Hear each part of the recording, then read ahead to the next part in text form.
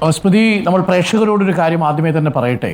ഈ റിപ്പോർട്ട് ഇന്ന് 11 മണിക്ക് നമ്മൾ സംപ്രേഷണം ചെയ്യാനെല്ലാം ഒരുങ്ങിയിരിക്കുന്നതിന് തൊട്ട് മുൻപാണ്, ഏകദേശം ഒരു 2.5 മണിക്കൂർ മുൻപാണ് കോടതിയുടെ വിധി നമുക്കൊപ്പം ഉണ്ടായിരിക്കെ ഒരു നിയമതടസ്സവും ഇല്ലാതിരുന്നിട്ടും സർക്കാർ ആ ഉത്തരവ് കമ്മിറ്റി റിപ്പോർട്ട് പുറത്തുവിടേണ്ട എന്ന വിചിത്രമായ തീരുമാനത്തിലെത്തിയത്. അതുകൊണ്ട് നമ്മളെ വിശ്വസിക്കുന്ന മുഴുവൻ പ്രേക്ഷകരോടുമായി പറയുന്നു, ലിംഗസമത്വത്തിൽ വിശ്വസിക്കുന്ന പ്രേക്ഷകരോടായി പറയുന്നു, സാമൂഹിക നീതി പുലരണമെന്ന് ഉറപ്പുള്ള പ്രേക്ഷകരോടായി പറയുന്നു, തൊഴിലിടങ്ങളിൽ സ്ത്രീക്ക് ആത്മാഭിമാനത്തോടുകൂടി പണിയെടുക്കേണ്ട സാഹചര്യം ഉറപ്പാക്കേണ്ട സർക്കാർ ആ ഉത്തരവാദിത്വം നിറവേറ്റിയില്ലെങ്കിൽ മാധ്യമപ്രവർത്തകരായ നമ്മൾ ആ റിപ്പോർട്ടിൻ്റെ പ്രസക്ത ഭാഗങ്ങൾ ചൊവ്വാഴ്ചയ്ക്കു ശേഷം പുറത്തുവിടും. അതിൽ ഞാൻ 1-2 സൂചനകൾ പറയാം. കാരണം ഇത് പറയാനുള്ള കാരണം, ഹേമ കമ്മിറ്റി റിപ്പോർട്ടിലെ ചില പ്രസക്ത ഭാഗങ്ങൾ നമ്മൾ ആക്സസ് ചെയ്തിട്ടുണ്ട്. അതിൽ പറയുന്ന 2 കാര്യങ്ങൾ ഉദാഹരണത്തിന് ഞാൻ പ്രേക്ഷകർക്കൊപ്പം ഇപ്പോൾ പങ്കുവയ്ക്കുകയാണ്. It's a breaking things.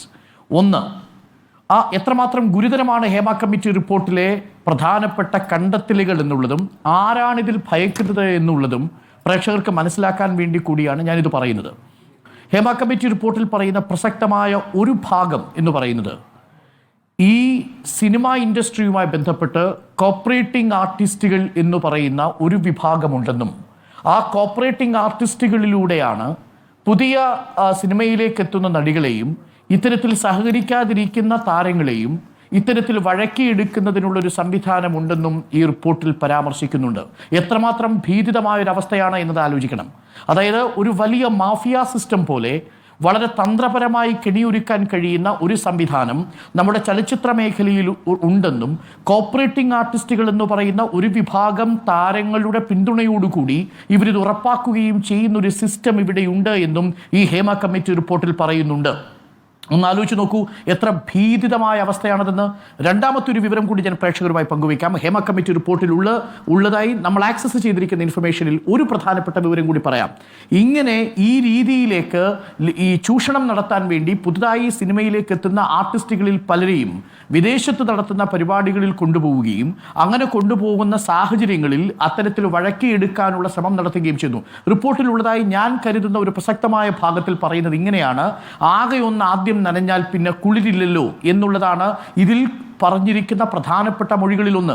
ഞാനിത് സൂചിപ്പിക്കുന്ന ഒരു മാധ്യമപ്രവർത്തകൻ എന്ന നിലയിൽ ഞാൻ ഇവിടുത്തെ നീതിന്യായ വ്യവസ്ഥയെ പൂർണ്ണമായും ബഹുമാനിച്ചുകൊണ്ട് തന്നെ പറയട്ടെ, ഇത് 2 ഇപ്പോൾ നമ്മൾ പബ്ലിക് ഡൊമൈനിലേക്ക് വിടുന്നത് എത്രമാത്രം ഗുരുതരമായ കണ്ടെത്തലുകളാണ് ഹേമ കമ്മിറ്റി റിപ്പോർട്ടിലുള്ളത് എന്ന് പ്രേക്ഷകർ മനസ്സിലാക്കാൻ വേണ്ടിയാണ്. നിലവിൽ ഈ റിപ്പോർട്ട് പുറത്തുവിടുന്നതിന് റിപ്പോർട്ടിന് ഒരു സാങ്കേതിക തടസ്സവുമില്ല, ഒരു നിയമ തടസ്സവുമില്ല. എന്നാൽ വിവരാവകാശ കമ്മീഷൻ സർക്കാരിനൊരു വിശദീകരണം ആവശ്യപ്പെട്ടിട്ടുണ്ട്. ഹൈക്കോടതിയുടെ ഡിവിഷൻ ബെഞ്ചിനെ സമീപിച്ചിരിക്കുന്നു. തീർച്ചയായും നമ്മൾ അടക്കമുള്ള 8 മാധ്യമപ്രവർത്തകർക്ക് ഹേമ കമ്മിറ്റി റിപ്പോർട്ട് പൂർണ്ണമായും നൽകാൻ സർക്കാർ തീരുമാനിച്ചിരുന്നു. അതുകൊണ്ട് നമ്മളും തിങ്കളാഴ്ച വരെ സമയം സർക്കാരിന് കൊടുക്കുന്നു. തീർച്ചയായും ഹൈക്കോടതി ഡിവിഷൻ ബെഞ്ചിന്റെ സ്റ്റേ വരാത്ത പക്ഷം, ഇപ്പോൾ തന്നെ കൊടുക്കുന്നതിന് യാതൊരു തടസ്സവുമില്ല, ഹൈക്കോടതി ഡിവിഷൻ ബെഞ്ചിന്റെ സ്റ്റേ വരാത്ത പക്ഷം ഇതിൽ പറഞ്ഞിരിക്കുന്ന കൂടുതൽ വിവരങ്ങൾ റിപ്പോർട്ടർ പുറത്തുവിടും. തീർച്ചയായും അത് പൊതുസമൂഹം ചർച്ച ചെയ്യപ്പെടേണ്ട വിഷയമാണ്. അതിനെ തടയാൻ നിലവിൽ നീതിന്യായ വ്യവസ്ഥയുടെ ഒരു സ്റ്റേ ഓർഡറും ഇപ്പോൾ നിലവിലില്ല എന്നതാണ് പ്രേക്ഷകർ അറിയേണ്ടത്. അങ്ങനെയാണെങ്കിൽ ചോദ്യം ഇതാണ്: എന്തുകൊണ്ടാണ് സ്മൃതി സംസ്ഥാന സർക്കാർ ഈ റിപ്പോർട്ട് ഭയക്കുന്നത്?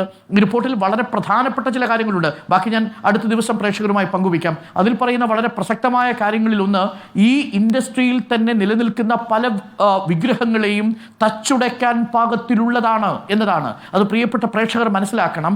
നമ്മൾ കരുതുന്നതിനും അപ്പുറത്താണ് ഇതിന്മേലുള്ള സമ്മർദ്ദം മുന്നോട്ട് പോയിക്കൊണ്ടിരിക്കുന്നത്. ഒരു വിവരം കൂടി ഞാൻ പ്രേക്ഷകരുമായി പങ്കുവയ്ക്കാം. ഇത് ആദ്യം ഈ കമ്മിറ്റി റിപ്പോർട്ട് പുറത്തുവിടാതിരിക്കാൻ സർക്കാരിൽ സമ്മർദ്ദം ചെലുത്തിയവരുണ്ട്. സർക്കാരിന് തന്നെ ഈ റിപ്പോർട്ട് ആദ്യം പുറത്തുവിടുന്നതിന് താല്പര്യമില്ലായിരുന്നു.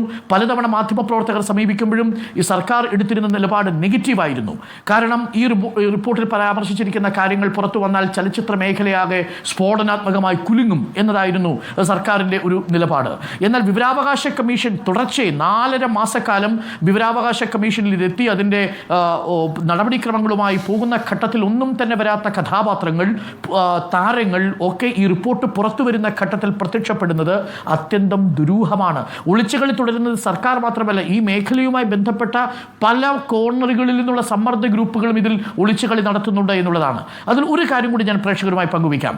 ഇതിൽ നേരത്തെ രഞ്ജിനി രാവിലെ ഇന്ന് ഞാനുമായി സംസാരിച്ചപ്പോൾ രഞ്ജിനി പറഞ്ഞൊരു ആർഗ്യുമെൻ്റ് ഇതാണ്.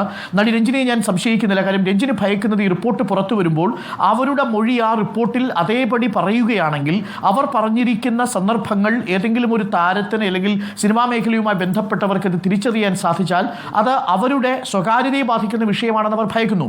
പക്ഷേ റിപ്പോർട്ടിൽ വളരെ വ്യക്തമായി തന്നെ പറയുന്നുണ്ട്, വിവരാവകാശ കമ്മീഷൻ കൊടുത്തിരിക്കുന്ന ഉത്തരവിൽ വ്യക്തമായി പറയുന്നുണ്ട്, ഈ റിപ്പോർട്ട് പുറത്തുവിടുന്ന ഭാഗത്ത് ഒരു താരത്തിന്റെ പേരുമില്ല, ഏതെങ്കിലും തരത്തിൽ അങ്ങനെ മൊഴികൾ കൃത്യമായി അതേപടി കോട്ട് ചെയ്യപ്പെട്ടിട്ടുമില്ല. പകരമുള്ളത് എന്താണ്? ഇത് ഹേമ കമ്മിറ്റി റിപ്പോർട്ടിലെ 3 അംഗങ്ങളുടെയും വേർഷനാണ്, 3 അംഗങ്ങളുടെയും നിഗമനങ്ങളാണ് ഈ റിപ്പോർട്ടിൽ വന്നിരിക്കുന്നത് മൊഴികളെ ആധാരമാക്കി. അതിൽ ഈ പറയുന്ന കാര്യങ്ങളെല്ലാം 1, 2, 3, 4, 5, 6 എന്നിങ്ങനെ അക്കമിട്ട് നിരത്തിയിട്ടുണ്ട്. അതിൽ 233 പേജുകളിൽ പറയുന്ന പല കാര്യങ്ങളും അത് ലൈംഗിക ചൂഷണം വളരെ ആസൂത്രിതമായ രീതിയിൽ നടക്കുന്ന ഒരു തൊഴിലിടമാണ് ചലച്ചിത്ര മേഖല എന്നുള്ളത് അരക്കിട്ടുറപ്പിക്കുന്ന ഒന്നാണ്. അതിൽ ഈ രഞ്ജിനി വന്ന് ആവശ്യപ്പെടുന്നതനുസരിച്ച് മൊഴിയുടെ പകർപ്പ് തനിക്ക് കിട്ടുക എന്നതാണെങ്കിൽ അതിൽ പറയുന്നതിനൊരു ന്യായീകരണമുണ്ട്. അതാണ് നേരത്തെ ദീദി സംസാരിച്ചപ്പോൾ പറഞ്ഞത്. ഏതൊരു കുറ്റാന്വേഷണ വേളയിലും ഏതൊരു മൊഴിയൊടുക്കൽ വേളയിലും ഏതൊരു കമ്മീഷൻ്റെയോ കമ്മിറ്റിയുടെ ഇനി പോലീസിൻ്റെയോ അന്വേഷണ ഘട്ടത്തിലും നമ്മൾ മൊഴി കൊടുക്കാൻ പോകുമ്പോൾ ആ മൊഴി കേട്ട് എഴുതിയതിനു ശേഷം അതിൻ്റെ ഈ ആരാണോ മൊഴി കൊടുത്തത് അയാളെ വായിച്ച് കേൾപ്പിച്ചത് ബോധ്യപ്പെട്ടു എന്ന് അവരുടെ ഒപ്പുമിട്ടാണ് അത് മാറ്റുക. അതിലെന്തെങ്കിലും ഭേദഗതി വേണമെങ്കിൽ ആ സമയത്ത് നിർദ്ദേശിക്കാം. ആ സമയത്ത് മൊഴിയുടെ പകർപ്പ് അവർക്ക് വായിച്ചു കേൾക്കാനുള്ള അവകാശമുണ്ട്. അത് ഈ മൊഴി കൊടുക്കുന്നയാളുടെ അവകാശമാണ്. ഒരിക്കൽ മൊഴി നിങ്ങൾ കൊടുത്തു കഴിഞ്ഞാൽ അത് പിന്നീട് പ്രോസസ്സിങ്ങിന് വിധേയമായി ഒന്നുകിൽ റിപ്പോർട്ടായോ അതല്ല ഒരു വിധിയായോ പുറത്തു വന്നു കഴിഞ്ഞാൽ പിന്നീട് ആ റിപ്പോർട്ടും വിധിയും ആദ്യം മൊഴി നൽകിയവർക്ക് കൊടുക്കണം എന്നുള്ളൊരു സംവിധാനം നമ്മുടെ രാജ്യത്തില്ല. അത് കമ്മീഷന്റെ നടപടിക്രമങ്ങളിലില്ല, കമ്മിറ്റിയുടെ നടപടിക്രമങ്ങളില്ല, നിലവിലുള്ള നീതിന്യായ വ്യവസ്ഥയുടെ നിയമ സംവിധാനങ്ങളിലില്ല. അങ്ങനെയാണെങ്കിൽ ഇല്ലാത്ത ഒരു നിയമം ചൂണ്ടിക്കാട്ടി, ഇല്ലാത്തൊരു അവകാശം ചൂണ്ടിക്കാട്ടി രഞ്ജിനി എങ്ങനെയാണ് കോടതിയിൽ പോവുക? ഞാൻ അപ്പോഴും പറയുന്നു, രഞ്ജിനിയെ പോലെ ഇരയാക്കപ്പെട്ടിരിക്കുന്ന അല്ലെങ്കിൽ അതിജീവിതമാരാക്കപ്പെട്ടിരിക്കുന്ന മനുഷ്യരുടെ ആശങ്കകൾ വാലിഡാണ്. പക്ഷേ നിലവിൽ നിയമപരമായി ഒന്നും അവർക്ക് അതിൽ നിന്ന് ചെയ്യാനില്ല. മാത്രവുമല്ല, പുറത്തു വരേണ്ട 4.5 വർഷക്കാലം ഒളിച്ചു വയ്ക്കപ്പെട്ടൊരു ഡോക്യുമെന്റ് പുറത്തു വരാറാവുന്ന ഘട്ടത്തിൽ അതിനെതിരെ തടസ്സമായി വരുന്നതിൽ ഒരാൾ നോക്കൂ, ഒരാൾ സജീവ് പാറയിൽ എന്ന് പറയുന്ന ഒരു നിർമ്മാതാവാണ്. ഒരു നിർമ്മാതാവ് വരുന്നത് ഈ റിപ്പോർട്ട് പുറത്തു വന്നാൽ എൻ്റെ പേര് കളങ്കിതമാകുമെന്നുള്ള പൊതു താല്പര്യം എന്നാണ് പറഞ്ഞിരിക്കുന്നത്. അവിടെയാണ് അത് തള്ളിപ്പോയത്. അത് പൊതു താല്പര്യമല്ല, അത് അയാളുടെ സ്വകാര്യ താല്പര്യമാണ്. അതായത് ഈ സിനിമാ മേഖലയിൽ അനാശാസ്യങ്ങൾ നടക്കുന്നുണ്ടെന്നും താൻ ഉൾപ്പെട്ട ഒരു വിഭാഗം അനാശാസ്യം നടത്തിയതായി അതിൽ പറഞ്ഞിട്ടുണ്ട് എന്നത് പുറത്തു വന്നാൽ തനിക്ക് കളങ്കമാകുമെന്ന് ഭയക്കുന്നവർ ഒരു ഭാഗത്ത്.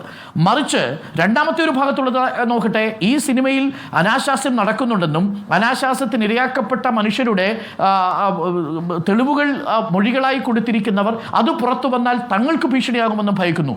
ഇരയും വേട്ടക്കാരനും ഒരുപോലെ ഭയക്കുന്ന ഒരു സാഹചര്യം സംജാതമായിരിക്കുന്നു എന്നുള്ളത് വളരെ ഭീതിതമായ ഒരു അവസ്ഥയാണ്. ഇനി രഞ്ജിനി മുന്നോട്ട് വെച്ചിരിക്കുന്ന കാര്യങ്ങളിൽ ഞാൻ ഈ പാറയിലിൻ്റെ ആർഗ്യുമെന്റിലേക്ക് പോകുന്നില്ല. കാരണം അത് അങ്ങേയറ്റം വിഷലിപ്തമായ നിക്ഷിപ്ത താല്പര്യമുള്ളൊരു നിലപാടായിരുന്നു. അത് കോടതി ചവിട്ടുകൊട്ടയിൽ എറിഞ്ഞു. അതുകൊണ്ട് തന്നെ ഇനി അത് പ്രസക്തമല്ല. പക്ഷേ രഞ്ജിനി മുന്നോട്ട് വെച്ചിരിക്കുന്ന ആശങ്ക അതിൽ ചില വൈരുദ്ധ്യങ്ങളുണ്ടെന്ന് പ്രേക്ഷകർ മനസ്സിലാക്കണം. അതിലൊന്ന്, 4.5 വർഷക്കാലം ഈ ഡോക്യുമെന്റ് വെളിച്ചം കാണാതിരുന്നു. അന്നൊരിക്കൽ പോലും സർക്കാരിനോട് ഈ റിപ്പോർട്ട് തനിക്ക് കാണണമെന്ന് ആവശ്യപ്പെട്ടുകൊണ്ട് നടി രഞ്ജിനി പോയിട്ടില്ല. വൈ? എന്തുകൊണ്ട്? രണ്ടാമത്തെ ഒരു പ്രധാനപ്പെട്ട കാര്യം, ഈ പ്രോസസ്സ് നടക്കുന്ന വേളയിൽ വിവരാവകാശ കമ്മീഷൻ ഇത് പരിഗണിക്കുന്ന ഘട്ടത്തിൽ പല ചർച്ചകളും ഉയർന്നു വന്നു. ആ ചർച്ച ഉയർന്നു വരുന്ന ഘട്ടത്തിൽ 3ഓളം സിറ്റിങ്ങുകൾ നടന്നു എന്നാണ് ഞാൻ മനസ്സിലാക്കുന്നത്. ആ സിറ്റിങ്ങുകൾ നടക്കുന്ന ഘട്ടത്തിലും ഇതിൻ്റെ റിപ്പോർട്ട് വിളിച്ചു വരുത്താൻ സർക്കാരിന് വിവരാവകാശ കമ്മീഷൻ ആദ്യം കത്തയക്കുന്ന ഘട്ടത്തിലും എന്തുകൊണ്ടാണ് നടി ഈ 4.5 മാസത്തിനുള്ളിൽ ഇങ്ങനെ ഈ റിപ്പോർട്ട് തനിക്ക് വേണമെന്ന് ആവശ്യപ്പെട്ട് വരാതെ പോയത്? 3, ഇതിൽ സജീവ് പാറയിൽ അടക്കമുള്ള സംവിധായകൻ ഈ റിപ്പോർട്ട് പുറത്തു വരരുതെന്ന് ആവശ്യപ്പെട്ടുകൊണ്ട് ഹൈക്കോടതി സിംഗിൾ ബെഞ്ചിനെ സമീപിച്ചില്ലേ? ആ ഘട്ടത്തിൽ ഇത് വാർത്തയായില്ലേ? ആ ഘട്ടത്തിൽ എന്തുകൊണ്ടാണ് ഈ റിപ്പോർട്ട് പുറത്തു വരരുത് എന്ന് ആവശ്യപ്പെട്ടുകൊണ്ട് ഹൈക്കോടതിയെ ഈ നടി സമീപിക്കാഞ്ഞത്? അപ്പോൾ ഈ റിപ്പോർട്ട് പുറത്തു വരാൻ പോകുന്നു എന്ന് തോന്നുന്ന ഒരു ഘട്ടത്തിൽ അവസാന മണിക്കൂറുകളിൽ ഇത്തരമൊരു ആശങ്ക ഉയർത്തിക്കൊണ്ട് നടി വരുമ്പോൾ സ്വാഭാവികമായും സംശയമുണ്ടാവും. ഞാൻ ആ നടിയെ കുറ്റപ്പെടുത്തുന്നില്ല. കാരണം ആ നടി കൊടുത്തിരിക്കുന്ന മൊഴി ഈ റിപ്പോർട്ടിൻ്റെ ഒരു പ്രധാനപ്പെട്ട ഭാഗമാണ്. പക്ഷേ ആ നടിയുടെ പേരോ സാഹചര്യമോ അതിൽ വിവരിച്ചിട്ടില്ല എന്നുള്ളതാണ്. മാത്രവുമല്ല, ഈ റിപ്പോർട്ടിൽ മൊഴികളോ തെളിവുകളോ ബൈറ്റുകളോ വാട്സപ്പ് ചാറ്റുകളോ ഒന്നും തന്നെ ഈ റിപ്പോർട്ടിൻ്റെ ഭാഗമായി പുറത്തുവിടുന്നില്ല എന്ന് കമ്മീഷൻ തന്നെ പറഞ്ഞിരിക്കുന്ന ഒരു സാഹചര്യമുണ്ട്. അങ്ങനെയാണെങ്കിൽ പിന്നെ ഈ നടിയുടെ ആർഗ്യുമെന്റ് എങ്ങനെയാണ് നിലനിൽക്കുക? ഇതിൽ ഈ ഹേമ കമ്മിറ്റി റിപ്പോർട്ടിലെ 3 അംഗങ്ങളുടെ നിഗമനങ്ങളും അവർ കണ്ടെത്തിയ കാര്യങ്ങളുമാണ് റിപ്പോർട്ടിലുള്ളത്. അത് നടിയുടെ ഏതെങ്കിലും തരത്തിലുള്ള മൊഴിയെ അതേപടി കോട്ട് ചെയ്യുന്നതല്ല എന്ന് സ്റ്റാറ്റ്യൂട്ടറി ബോഡി ആയിരിക്കുന്ന ഒരു വിവരാവകാശ കമ്മീഷനും സർക്കാരും പറഞ്ഞാൽ അതിനു മുകളിൽ പിന്നെ എങ്ങനെയാണ് ഒരു സംശയം ഉണ്ടാവുക എന്നതാണ് മറ്റൊരു പ്രസക്തമായ ചോദ്യം. ഇനി ഒരു കാര്യം കൂടി ഞാൻ പറയാം. നോക്കൂ, ഇതേപോലെ ഏതെങ്കിലും ഒരു കമ്മീഷനും കമ്മിറ്റിക്കും മുമ്പിൽ ഒരാൾ മൊഴി കൊടുത്ത് ആ പകർപ്പ് തനിക്ക് വേണമെന്ന് ആവശ്യപ്പെട്ടാൽ 1000-ഓളം ആളുകൾ മൊഴി കൊടുത്തിരിക്കുന്ന ഒരു കമ്മിറ്റി റിപ്പോർട്ട് 1000 മൊഴി കൊടുത്ത ആളുകൾക്കും ആദ്യം കൊടുത്തിട്ടേ പ്രസിദ്ധീകരിക്കാവൂ എന്ന് വന്നാൽ ആ കമ്മിറ്റിയുടെ കമ്മീഷൻ റിപ്പോർട്ടിന്റെ രഹസ്യാത്മകത എങ്ങനെയായിരിക്കും? ഈ നാട്ടിൽ സംവിധാനങ്ങൾക്ക് പ്രവർത്തിക്കാൻ കഴിയുമോ? ഈ കമ്മീഷൻ റിപ്പോർട്ടിനെ ദുരുപയോഗം ചെയ്യുന്ന ആളുകൾ തനിക്ക് മൊഴി കൊടുക്കാനുണ്ട് എന്ന് പറഞ്ഞ് കമ്മീഷന് മുന്നിൽ ഹാജരാവുകയും നാളെ ഈ റിപ്പോർട്ട് പുറത്തു വരാതിരിക്കാൻ അയാൾ ഒരു ആർഗ്യുമെന്റ് മുന്നോട്ട് വയ്ക്കുകയും ചെയ്താൽ കമ്മീഷന്റെ ആ ഉദ്ദേശശുദ്ധി തന്നെ ഇല്ലാതാവില്ലേ? ഇത്തരം ചോദ്യങ്ങൾക്ക് രഞ്ജിനിക്ക് മറുപടി ഇല്ല എന്നാണ് ഞാൻ മനസ്സിലാക്കുന്നത്. മാത്രവുമല്ല, ഒരു പ്രസക്തമായ കാര്യം, ഇതിൽ പറഞ്ഞിരിക്കുന്ന പ്രധാനപ്പെട്ട കാര്യങ്ങൾ ഹൈക്കോടതി ഏതെങ്കിലും തരത്തിൽ വായിച്ചു നോക്കി ബോധ്യപ്പെടുകയാണെങ്കിൽ, ഹൈക്കോടതി അതിന്റെ മെറിറ്റിലേക്ക് കടന്നിട്ടില്ല, ഹൈക്കോടതി ഈ 233-300ഓളം പേജുകളുള്ള ഈ കമ്മിറ്റി റിപ്പോർട്ടിലെ പ്രസക്തമായ ഭാഗങ്ങൾ വായിച്ചു നോക്കിയാൽ ഞാൻ മനസ്സിലാക്കുന്നത് ഇന്ത്യയിലെ നീതിന്യായ വ്യവസ്ഥയുടെ അടിസ്ഥാനത്തിൽ പല കേസുകളും രജിസ്റ്റർ ചെയ്യപ്പെടാം. കോടതിക്ക് സ്വമേധയാ സർക്കാരിനോട് കേസെടുക്കാൻ ആവശ്യപ്പെടാം. അങ്ങനെ വന്നാൽ ഈ നടി മൊഴി കൊടുക്കേണ്ടി വരില്ലേ? ഈ പറയുന്ന പാറയിൽ പോയി കോടതിക്ക് മുന്നിൽ നിൽക്കേണ്ടി വരില്ലേ? ഈ നടന്മാർ കുടുങ്ങില്ലേ? ഇപ്പോൾ സംഭവിച്ചിരിക്കുന്ന ഒരു സാധ്യത, ഒരു നിയമപരമായ സാധ്യത ഞാൻ മനസ്സിലാക്കുന്നത്, ഹൈക്കോടതി ഡിവിഷൻ ബെഞ്ചിന് വേണമെങ്കിൽ ഈ റിപ്പോർട്ട് പരിഗണിച്ച് ഇതിൽ ലൈംഗികാതിക്രമം നടന്നിട്ടുണ്ടെന്നും പോക്സോ അടക്കമുള്ള വിഷയങ്ങളിൽ അത്ര ഗൗരവതരമായ വെളിപ്പെടുത്തലുകളുണ്ടെന്നും അതിൻ്റെ അടിസ്ഥാനത്തിൽ സ്വമേധയാ കേസെടുക്കാമെന്നും കേസെടുക്കണമെന്നും ഹൈക്കോടതി സർക്കാരിനോട് നിർദ്ദേശിച്ചാൽ ആരാണ് വെട്ടിലാവാൻ പോകുന്നത്? അതുകൊണ്ട് പിടിച്ചിരിക്കുന്നതിനേക്കാൾ വലുതാണ് ഉള്ളിലുള്ളത് എന്നത് മനസ്സിലാക്കുക പ്രിയപ്പെട്ട പ്രേക്ഷകരെ. ഇത് ഈ സ്ത്രീകൾക്ക് സുരക്ഷിതമായ തൊഴിലിടം ഉറപ്പുവരുത്തണം എന്ന ഒരു ആശയവും നിലപാടുമുള്ളവർക്ക് ചേരുന്നതല്ല ഈ ഒളിച്ചുകളി എന്ന് ഒരിക്കൽ കൂടി സർക്കാരിനോട് പറയട്ടെ.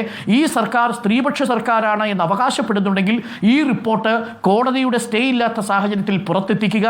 സിനിമാ മേഖലയെ ചൂഴ്ന്നു നിൽക്കുന്ന ഒരു തൊഴിലിടത്തിലെ ഒരു വലിയ മാഫിയെ തുറന്നു കാട്ടുക. തീർച്ചയായും പല വിഗ്രഹങ്ങളും വീണുടയേണ്ട വിഗ്രഹങ്ങളാണെങ്കിൽ ഉടഞ്ഞിരിക്കണം. അങ്ങനെ വിഗ്രഹങ്ങൾ ഉടച്ചുകൊണ്ടാണല്ലോ പുരോഗമന സർക്കാർ അധികാരത്തിൽ വരുന്നത്. ആ പുരോഗമന സർക്കാരിന്റെ നിലപാടിന് ചേരുന്നതല്ല ഇപ്പോഴത്തെ ഒളിച്ചുകളി എന്ന് മാത്രം പറയുന്നു. ശരി.